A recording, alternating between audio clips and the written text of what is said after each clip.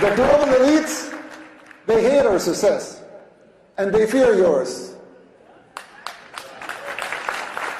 The people's free will to choose their leaders is something they despise, because they cannot control that. You have experienced this firsthand here in the United States. The global elites control the mainstream media, they finance campaigns, district attorneys, to mention a few. They abuse their powers. They persecute political opponents.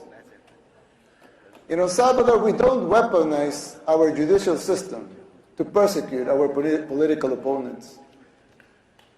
A practice that may sound familiar to you, but we don't do that there. And who's the dictator? The global elites in the media, they work in conjunction, they run some stories and publish them, same pictures to reinforce their agendas. You're no strangers to that here in the United States. We deal with that in El Salvador too. That is the free press that they talk about? Please. I always criticize the defenders of institutionalism.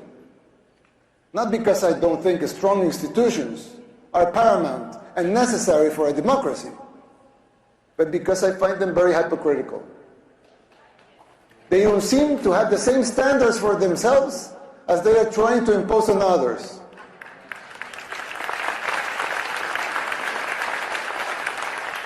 But there's yet another component that is more dangerous than a simple double standard. Institutions were created to serve the people, and not the other way around.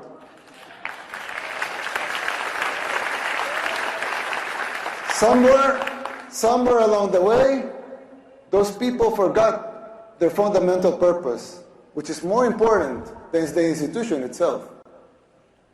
When the judicial system was created, it was created out of the necessity to bring justice.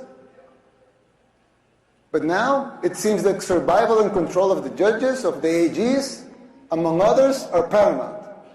And the need to bring justice is merely a little more than an afterthought.